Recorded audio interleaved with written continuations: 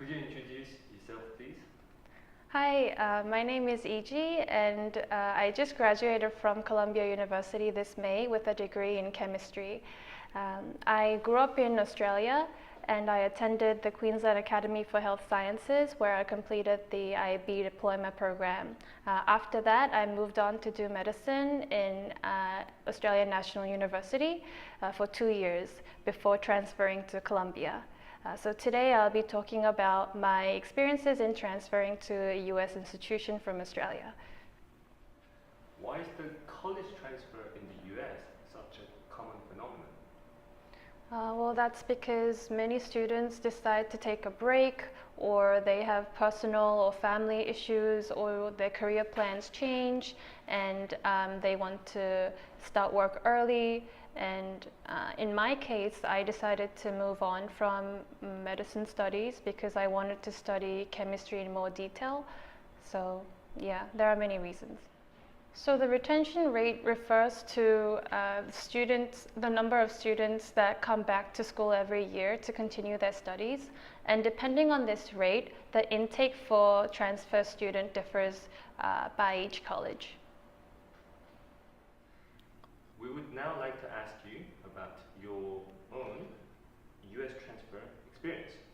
To start off with, when does US transfer typically work in terms of university?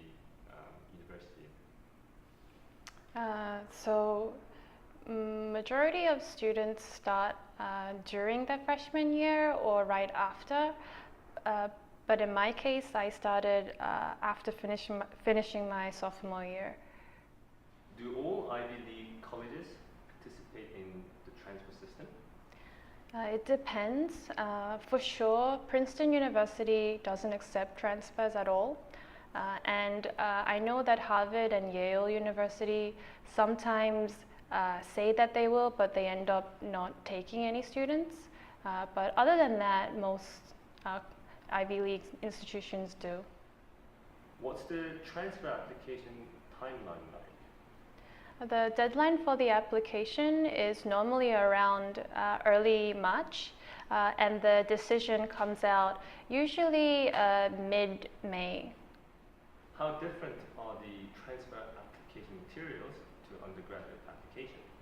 It's very similar, with a couple more forms to complete, such as the college counselor report, the recommendation letter from your professors, and also the college transcript. Does this mean that your high school grades are equally important? Yeah, your senior grades are also very important. So that means if you are thinking of transferring, you shouldn't slack off in your final year, even after you get admitted to your college. So for those of you who are taking the IB, unlike the undergraduate admissions where only your predicted grades matter, this time your final IB score actually matters. So you should perform equally well in your final exam. A subjective question here, but how difficult is transfer to Ivy League? In my opinion, I think the transfer admission is much more difficult than the undergraduate admission because the acceptance rate is much lower, especially for internationals. Which is why you don't see that many international Asian students.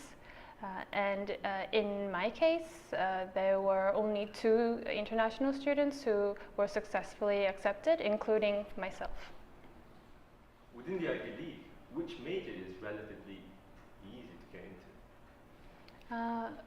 I think the subjects that are less popular among students, such as religious studies, classics, art history, those majors tend to have more spots available for students.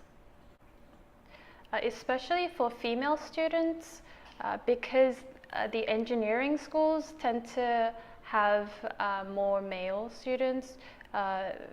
Girls have more chance in getting admission into engineering schools. So similarly, within the Ivy League, which college is relatively easy to transfer to? Well, that depends directly on the intake number of each college, which, as I have mentioned, depends on the retention rate. For example, Cornell tends to have a low retention rate compared to the other Ivy League institutions, so they have higher intake number, so many students tend to be accepted into Cornell.